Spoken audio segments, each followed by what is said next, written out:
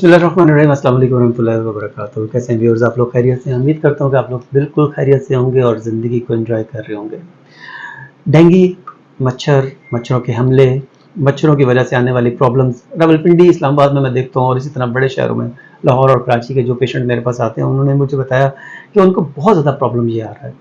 Dengue, हर चौथे पाँचवें बंदे को डेंगू का जो प्रॉब्लम आ रहा है।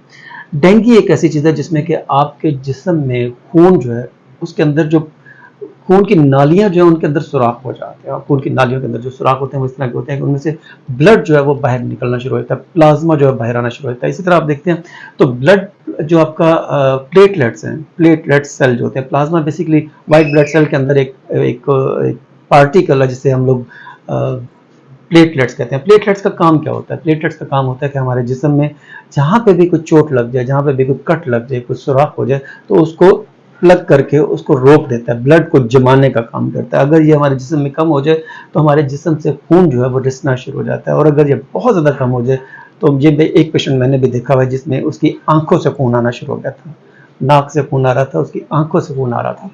इस पेशेंट को भी मैंने देखा था। इसकी जो ख़ास निशानी होती है वो बिल्कुल मलेरिया की तरह की होती है। इसकी जो अपीयरेंस होती है, जो स्टार्ट में जो सिम्टम्स आती हैं, जो साइंस आती हैं, वो बिल्कुल मलेरिया की तरह के होते हैं। मरीज़ को ठंड बहुत ज़्यादा लगती है, मरीज़ की हड्डियाँ टूटती हुई फील होती हैं, मरीज़ को ज़रा सी हरकत करने से दिल की धड़कन बहुत तेज़ फील होती है, ये और बुखार, टेम्परेचर जो है, टेम्परेचर इसका बढ़ना शुरू हो जाता है। अब इसमें एक बड़ी ख़ास चीज़ होती है कि इसमें प्लेटलेट सेल जो हैं ये पहले नीचे आते हैं, नीचे आके फिर बेहतर होना शुरू होते हैं खुद ब खुद। ये खुद ब खुद होता है, और हम लोग डॉक्टर्स हैं वो कहते हैं कि हमारी दवाई की वजह से ये ठीक होना शुरू हो गया। ऐसा नहीं होता, ये खुद ब खुद नेचर जो है ये करती है।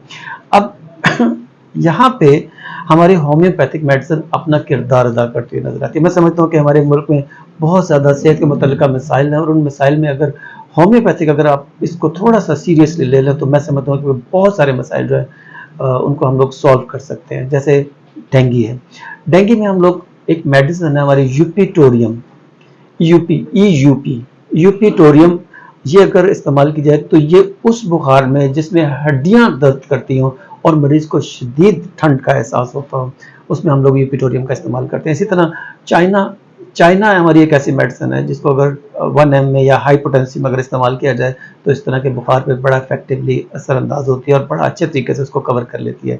इसी तरह अगर खुदा न खास्ता, जैसे मैंने जिक्र किया कि मैंने भी एक पेशेंट को देखा था, उसको मैंने मेडिसिन भी क्रोटेलिस दी थी, होम्योपैथी की मेडिसिन दी थी, क्रोटेलिस इसका नाम है। क्रोटेलिस को अगर आप इस्तेमाल करते हैं थोड़ी सी हाई पोटेंसी में 200 में या 1 में लेके चले जाते हैं तो आप इस तरह के मरीजों को क्योर कर सकते हैं। तो मैं समझता हूँ कि डेंगू के पेशेंट्स को अगर होम्योपैथी की तरफ कन्वर्ट किया जाए तो हम लोग बहुत आसानी से, बहुत मीठी मीठी गोलियां देके और बेज़रर गोलियां देके इस तरह के मरीजों को ट्रीट कर सकते हैं। अस्सलाम वालेकुम।